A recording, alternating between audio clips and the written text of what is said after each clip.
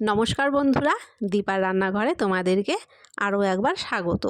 তো আজকে আমি বানাতে চলেছি জলের ভাপে সুজির কেক। তো তার জন্য এখানে আমি 10 টাকা প্যাকেটের একটা সুজি নিয়েছি। তার থেকে আমি কিছুটা পরিমাণ সুজি এখানে নিয়ে নিচ্ছি, সবটা নিইনি, কিছুটা নিয়েছি, বেশিরভাগটাই নিয়েছি।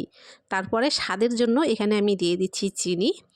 আর এখন সুজিটাকে ভিজিয়ে রাখার জন্য এখানে আমি দিয়ে দিচ্ছি দুধ। তারপরে একটা চামচের সাহায্যে খুব ভালো করে নেড়েচেড়ে সবগুলো উপকরণ মিশিয়ে নিচ্ছি। এখন 10 থেকে 15 মিনিট আমি ঢেকে রেখে দেব। আর এই দিকে ভেতরের পুরটা বানানোর জন্য এখানে আমি একটা প্যানে নারকেল কোড়া দিয়ে দিয়েছি, আর তার মধ্যে দিয়ে দিচ্ছি গুড়।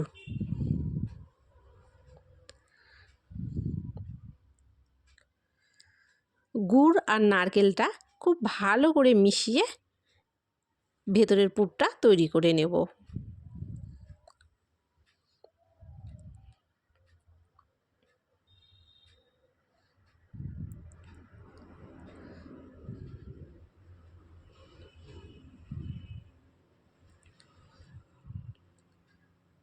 নারকেলের পুর তৈরি হয়ে গেছে, এখন নামিয়ে নেব।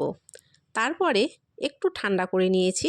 একদম গরম থাকলে কিন্তু হাত দিতে একটু অসুবিধা হয়, সেই জন্য একটু ঠান্ডা করে নিয়ে হাত দিয়ে চেপে চেপে নিয়ে আমি ঠিক এরকম লম্বা আকার করে নিচ্ছি। যেহেতু আজকে আমি দুটো কেক তৈরি করব, সেই জন্য এখানে দুটো বানিয়ে নিলাম। তারপরে 15 মিনিট পরে চলে এলাম। এখন এর মধ্যে আমি দিয়ে দিচ্ছি স্বাদ মতো লবণ, আর দিয়ে দিচ্ছি একটু খাবার সোডা বা বেকিং সোডা।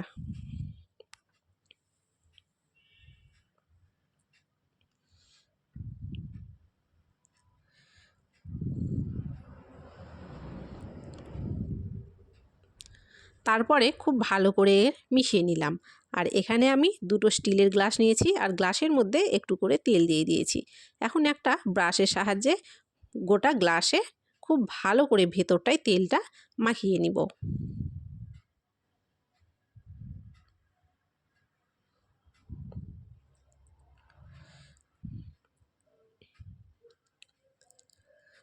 গ্লাসের মধ্যে তেলটা খুব ভালো করে লাগিয়ে নিয়েছি। এখন তৈরি করে রাখা যে সুজির ব্যাটার, সেটা গ্লাসের মধ্যে দিয়ে দেব।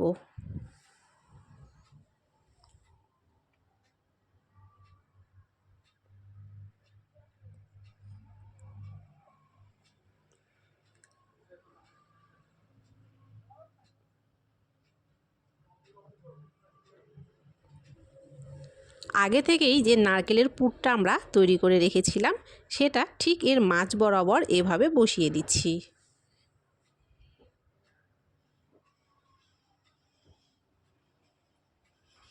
আর এদিকে আমি জল গরম করতে বসিয়ে দিয়েছিলাম।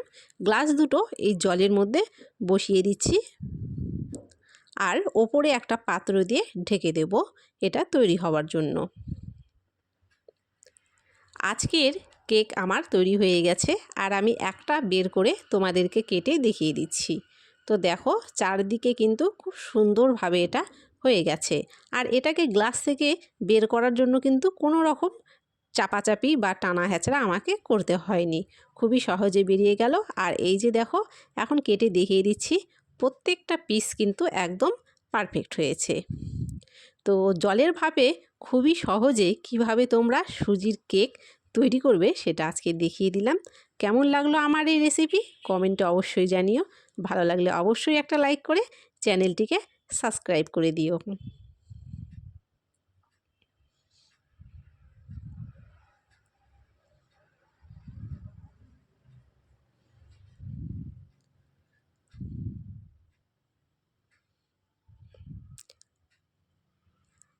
আজকের মতো এখানেই বিদায় নিচ্ছি।